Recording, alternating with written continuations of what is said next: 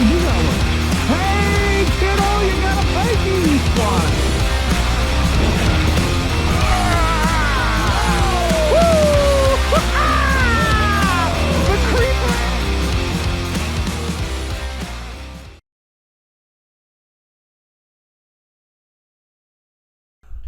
Bald Eagle Lake, located in Hugo and White Bear Lake.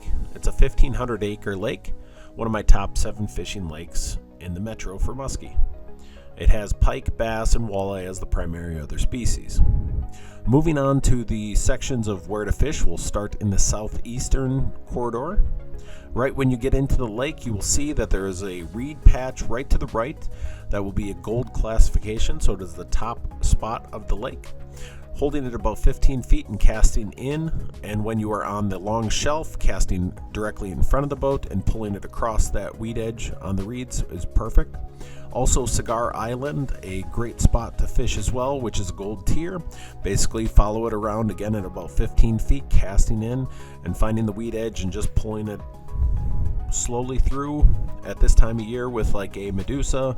If you want to, we're running at the end of the time of the year for the bucktails, so if you want to get those bucktails out, the August, September time is a great time for those as well.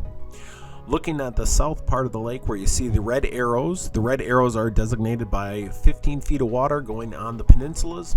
Those peninsulas will be productive right at the tips when you pull out through them. On the purple spots, you're going to see in between the weeds on the west and the weeds from Cigar Island. That is the best choke point of those purple arrows. Hit that spot, and that is your most productive spot of that area. Moving on to the middle of the lake, we have a section where you're going to have your best spot on the lake. That is that 400-yard peninsula that is located on the northernmost portion of this map, located with the gold arrows. Hold that at about 18 feet and cast in. Bucktails, Medusas, bulldogs, whatever your choice is. Anything pretty much works on these. Crankbaits work really well.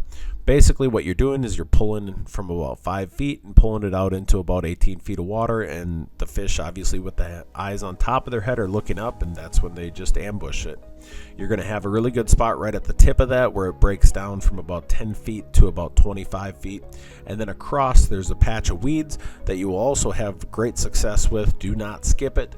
It is a solid area where it goes, and it has a kind of about a 15 to 10 foot flat where it's going to have about, I would say probably, if I were to look at it, about a 60-acre area where you're just going to have a flat, which oftentimes has fish on it, both at this August time of the year and later into the year as well. The red areas are solid as well.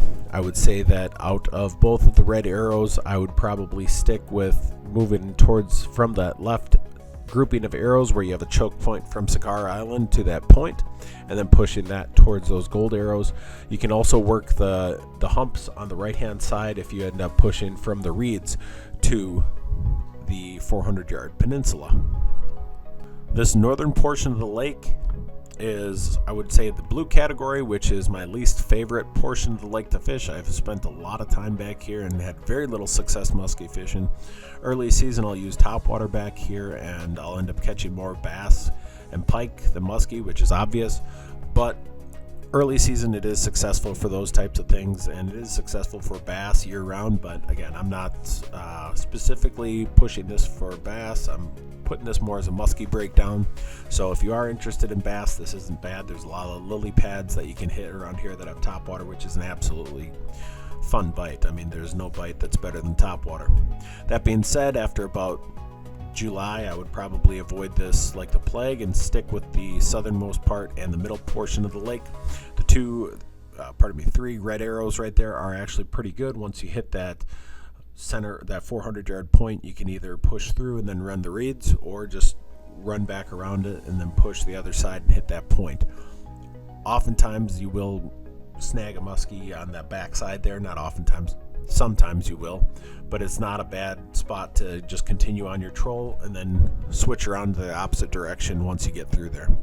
So after this, I'm going to leave you with the flyover of the lake and just some music so you can kind of see where all these breakdowns are, and just hopefully this helps you out being that we're getting into the musky season right now, I really hope that you guys do snag into a few. I'll be putting these out here in the next week for a few other lakes as well, Lake Minnetonka, Independence, Sugar Lake, some of the other ones that I fish quite a bit.